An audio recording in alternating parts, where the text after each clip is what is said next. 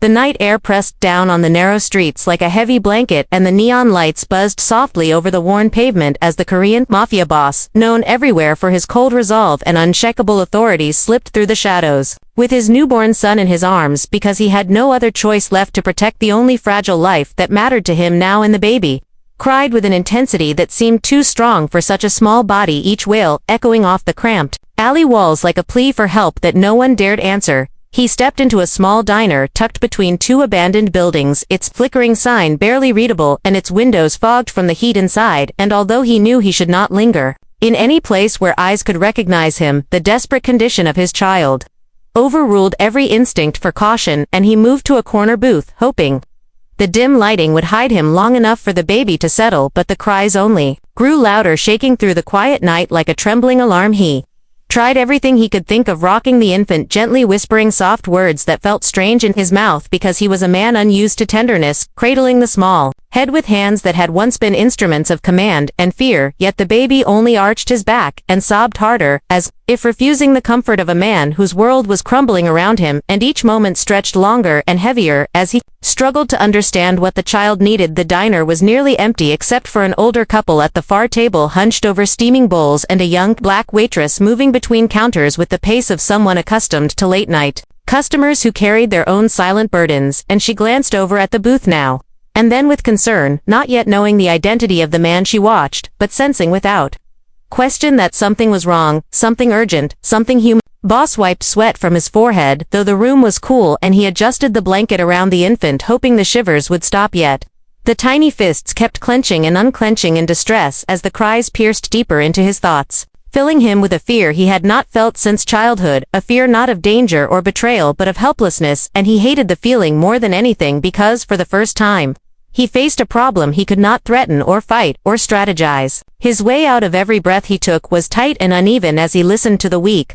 tremble in the baby's voice, and he knew the child was not simply upset, but slipping into something worse, something dangerous, something that could take the one innocent thing left in his world, and he felt a surge of panic rising in his chest, a panic he had always believed himself incapable of, and he cursed under his breath, pushing aside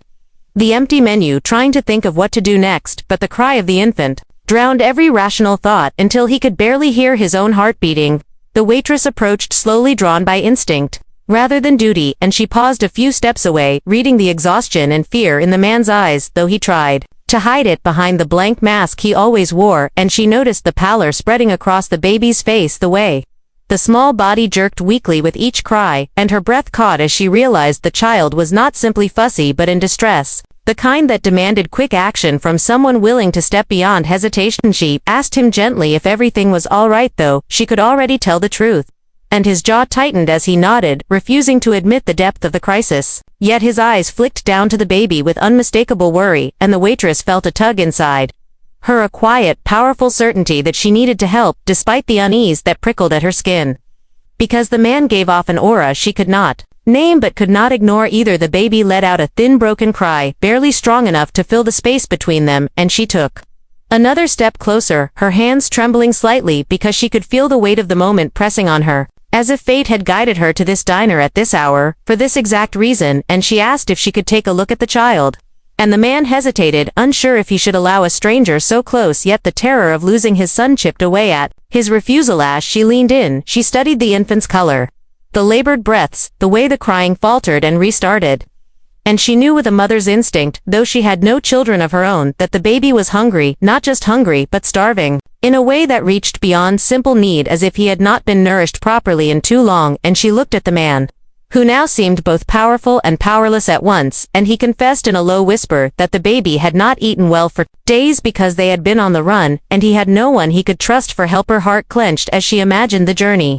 they must have taken, the desperate choices, the sleepless nights, the constant fear, and she understood that whatever the man's past, whatever shadows followed him, he was here now with a child who could not endure another hour of neglect, and she felt urgency coil inside her as she weighed the choice before her, a choice that broke every expectation of her role in this dim little diner, yet one that felt undeniably right. The baby gave another weak cry, and his tiny hands reached upward as if begging for something unseen, and she knew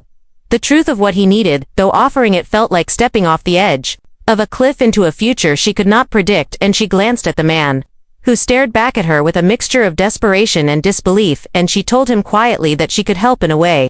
no one else here could help, and that he would have to trust her completely if he wanted the child to survive. The man stiffened, unsure of her meaning, but when the baby let out a fading whimper that sounded like surrender, his shoulders slumped with defeat, and he looked at her not as a boss or a fugitive but simply as a father on the brink of losing everything, and he nodded, slowly accepting whatever help she was brave enough to give, and the atmosphere in the diner thickened with a solemn tension, as if the walls themselves understood the weight of what was about to happen. And so in that dim booth, surrounded by flickering lights, by whispered fears, by the silent judgment of the night, the fate of the child shifted an inch toward hope, guided by the courage of a stranger and the vulnerability of a man who had ruled empires of fear, yet could not save his own son alone. And the moment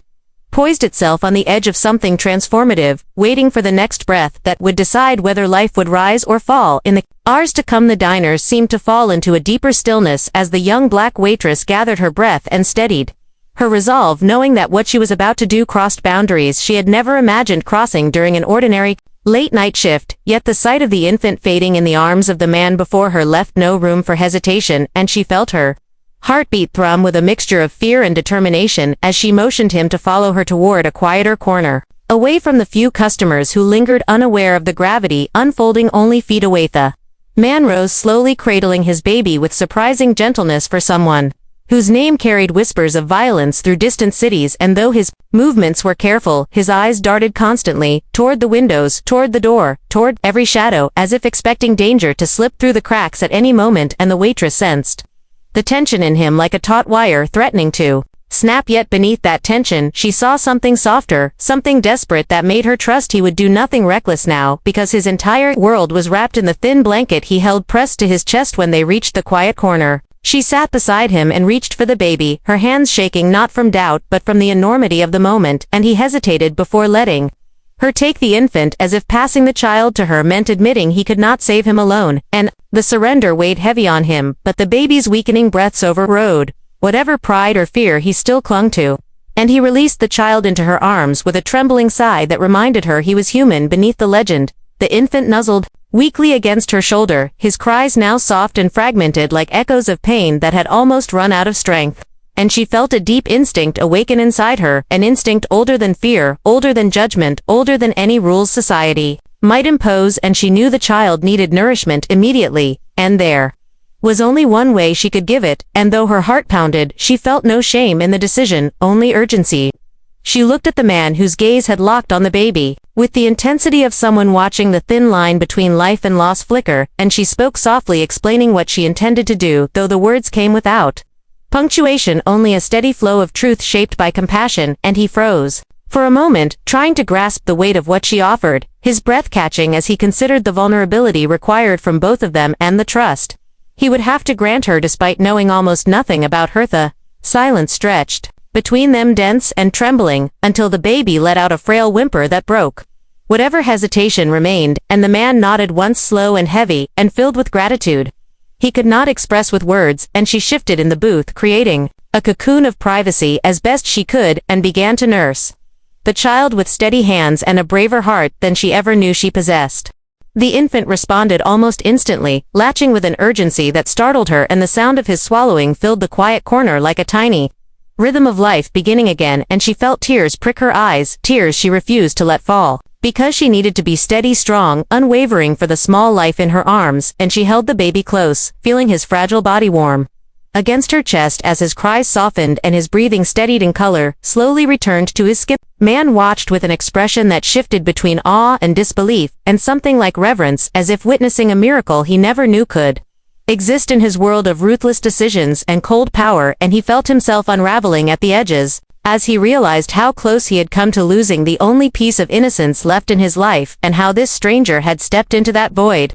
without hesitation, risking judgment and fear for the sake of a child, not her own. High lowered his head, elbows resting on his knees, as he inhaled slowly, as if drawing strength from the quiet resolve she carried, and he wondered how someone so gentle, so ordinary in appearance, could possess a courage that eclipsed the bravado of men far more feared than he, and the thought humbled him in a way he had not felt since long before he became the figure others whispered about in dark corridors and silent meetings. the diner lights flickered, casting shifting shadows across the small space where the three of them existed in a fragile bubble separate from the rest of the world, and the waitress rocked the newborn gently, murmuring soft words of reassurance, words that held no punctuation, only warmth and instinct, and the baby relaxed further, curling his tiny fingers against her skin and drifting almost into sleep as his body regained strength with each moment. The man finally lifted his gaze and met hers, and in that silent connection an unspoken understanding passed between them, a recognition that their lives had intersected in a way neither could have predicted, and that the bond formed in this dim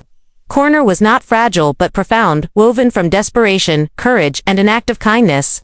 powerful enough to alter the course of everything that followed. She continued to hold the baby even after he finished nursing, letting him rest against her heartbeat, which lulled him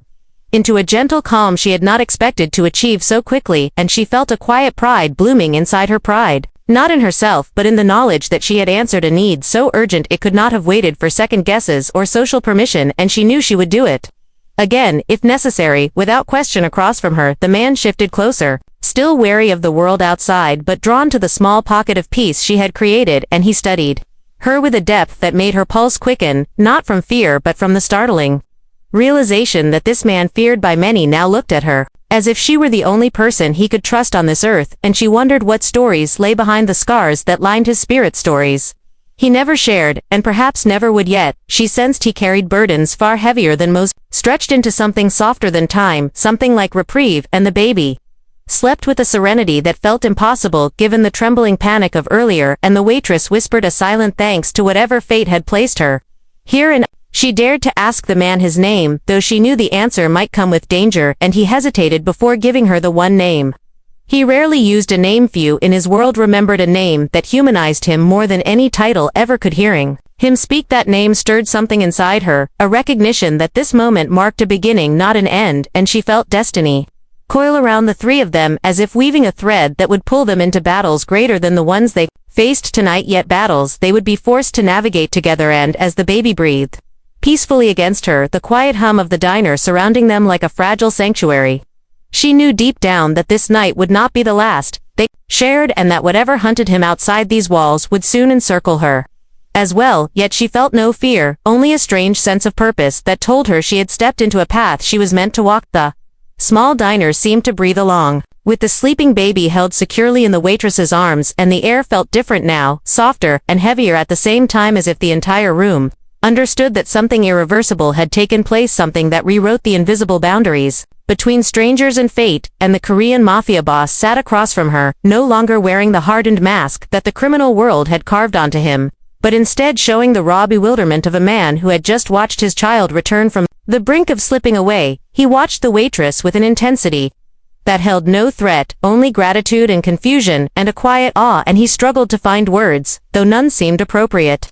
Because how could he express the weight of what she had done when language felt too small, too rigid to hold the enormity of it, and she sensed the unspoken turmoil inside him. Yet she felt no discomfort, only a calm acceptance that what she had given the child had reached far beyond nourishment, and touched the fragile center of a man who had forgotten that mercy and humanity still existed in a world drenched in danger. The baby stirred slightly against her chest, and she adjusted her hold with instinctive tenderness, while the man leaned forward, elbows braced on the table, as if afraid the sight of his child at peace might vanish if he blinked, and in his eyes flickered a rare vulnerability that made the waitress realize how deeply he cared for the tiny life he had brought into this uncertain night, a care that contradicted every rumor she had heard in passing about men like him, men built from unforgiving stone and ruthless ambitionness. The minutes passed. The boss began to speak slowly, haltingly, as though unused to sharing pieces of himself, and he told her that they had been running for days from enemies within his own ranks, men who sought to seize power by eliminating him and anyone connected to him. And she listened carefully, cradling the baby as he revealed that the mother of the child had died months ago, leaving him alone in a world where softness was a weakness and trust was a luxury he could never afford. Yet here he was trusting a woman he had met only an hour earlier with the most precious thing in his life. Her heart tightened as she imagined the journey they had endured, the narrow escapes, the sleepless nights, the constant pulse of fear racing through every step he took, carrying his child through a world that only understood violence and retribution. And she wondered how he managed to keep going with so much weight pressing on his shoulders. And when she looked at him, She no longer saw the ruthless legend whispered through underground networks, but a father fighting against an entire world to protect the small beating heart now resting against her on high. Admitted in a low voice that he had never imagined himself capable of raising a child alone, much less while being hunted by the shadows he had once commanded, and she saw the struggle etched into his face, the conflict between the man he had been and the man he needed to become, and she realized that the transformation had already begun because the moment he allowed her to help, he had made a decision shaped not by fear but by hope. For his son, the waitress shifted slightly, feeling the baby's breath warm against her skin. And she asked him gently what he planned to do next, though she sensed he did not have an answer, and he confirmed her fear by shaking his head slowly, admitting that he had no safe place left, no allies he could trust, no time to rest, and he looked at her with a question. He could not speak aloud, a question about whether she would be willing to help him beyond this night, whether she would choose to step into the storm that surrounded him. She felt the weight of that unspoken plea settle on her shoulders like a mantle woven from destiny and danger, and though she knew the rational response was to turn away to protect her own life, she also knew she could not follow that path because she had already crossed the threshold when she gave her body to save the child, and in doing so she had bound herself to their fate in a way that made retreat impossible, and she felt no regret, only a steady sense of commitment that surprised even her. The baby nuzzled softly and she smiled down at him, whispering a gentle reassurance that flowed without punctuation, like a quiet river of comfort, and when she lifted her gaze, she saw the man watching her with something like reverence mixed with fear, because he understood that her compassion had altered the course of his life in ways he could not yet imagine, and he feared he would bring danger to her doorstep, but he also knew he could not walk away from the one person who had given his son a chance to survive. She handed the baby back to him carefully, and he received the child with trembling hands as though accepting a sacred gift, and as he held the infant close, he felt a warmth spread through him, a warmth he had not felt since before the violence of his world hardened every part of him, and he looked at the waitress, unsure how to express the shift inside him, but knowing she had become someone he could not forget, someone whose bravery had left an imprint deeper than loyalty or blood. The diner lights dimmed further as closing time approached, and she told him softly that they could not stay here any longer because someone might recognize him, or someone might notice the strange tension surrounding them, and the man nodded, understanding the truth even before she spoke it, and together they began to plan where they might go next, speaking quietly in the back corner as the world outside hummed with unseen threats drawing closer with every tick of the unseen clock. She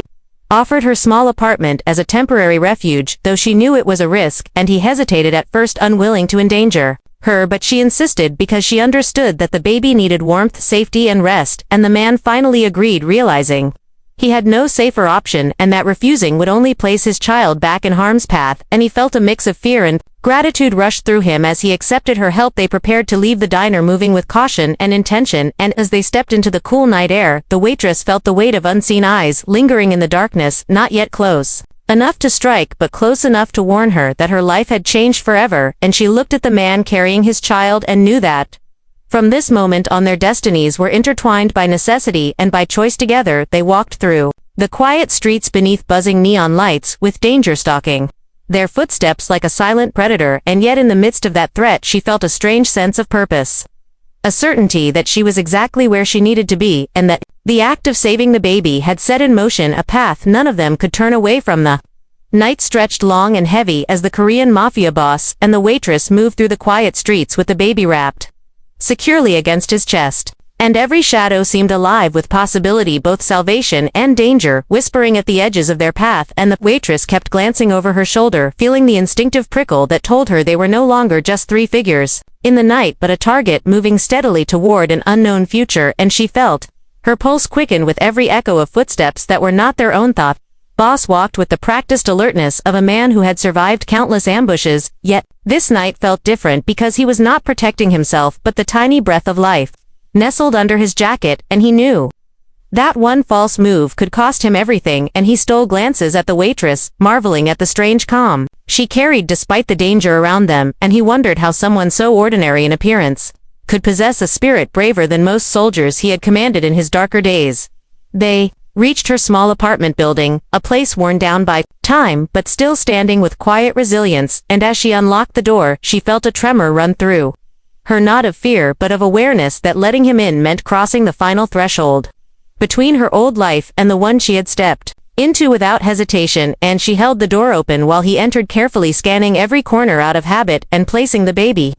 gently on the couch before checking the windows, the hallway, the back room, ensuring they were alone for nap. Apartment felt strangely intimate with the dim lamplight washing over the cracked walls and the soft lull of the city outside. And the waitress moved quietly to gather blankets while the man stood over his child, watching each small rise and fall of the infant's chest, as if reassuring himself that the danger had not followed them inside. And she could see the exhaustion settling into his shoulders like a weight he had carried far too long without rest. When she returned with the blankets, she draped one over the baby and another around the shoulders of the man, who stiffened slightly at the unexpected kindness, yet did not pull away, and she realized he was unused to being cared for in any form, and the thought filled her with a gentleness she had not anticipated, because beneath the reputation that surrounded him was a man who had lived without comfort, without softness, and without the simple peace of being trusted by another soul. They sat in the small living room, the baby sleeping between them, and a silence settled over them, not awkward but heavy with unspoken truths, and the waitress finally asked what would happen when his enemies discovered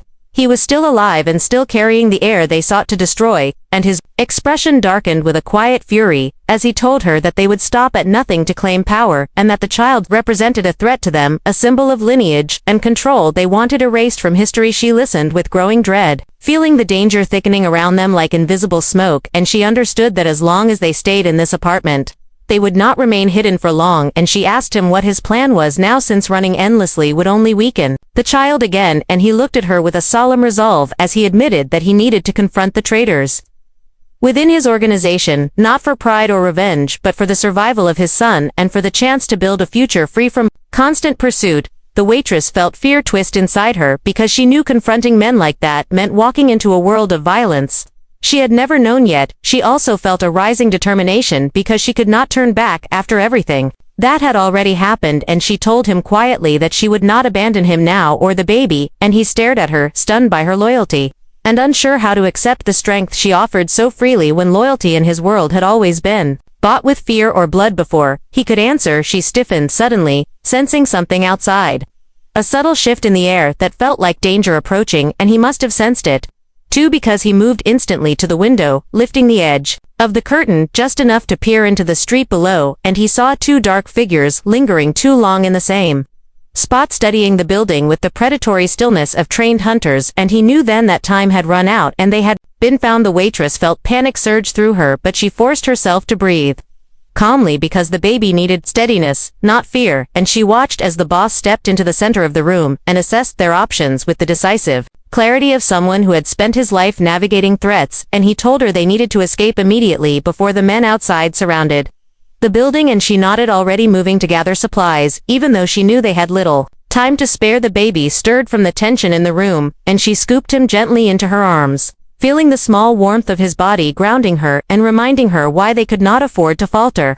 And the man moved swiftly to the back door, but found it bolted from the outside, a sign that their enemies were already closing in. And he cursed under his breath while scanning for another route, and she pointed toward the narrow fire escape hidden behind her bedroom window, offering a chance, however small, to slip out unnoticed. He opened the window, carefully scanning the alley below, which was still empty for now, and he motioned for her to climb out first, with the baby cradled close, and she stepped onto the cold metal with trembling legs, steadying herself as she descended toward the shadows below, and he followed close behind, moving with quiet urgency. And when they reached the alley, they kept to the darkest path, slipping between buildings like ghosts, chased by the sharp edge of danger. As they ran through the maze of streets, the waitress felt the weight of the baby and the weight of her new reality pressing deeper into her bones, yet she did not falter, because she knew she was running toward something greater than fear, something bound by compassion, courage, and a strange, undeniable connection to the man who now ran beside her, with a resolve shaped by both desperation and hope. They finally paused beneath an overpass, breathing heavily, cloaked in darkness, while the city above hummed with distant sirens and muted traffic, and the boss turned to her with a solemn intensity, telling her that from this point forward their lives were entwined by necessity and by the choices they had made tonight, and that he would do everything in his power to protect her, because she had saved his son's life and therefore saved him. She felt her breath catch at the weight of his words, and she realized that this moment marked not an ending but the beginning of a long and dangerous road ahead, one that would test every fragment of strength she possessed and every piece of humanity He still held within himself, and, as the baby slept peacefully in her arms, unaware of the storm surrounding them, the waitress and the Mafia boss stood together in the shadows, bound by fate and by the fragile miracle that had drawn their worlds together, and they knew that whatever awaited them in the days to come, they would face it side by side, carried forward by the unbreakable thread that had begun in a small dim diner on a night filled with fear and unexpected grace.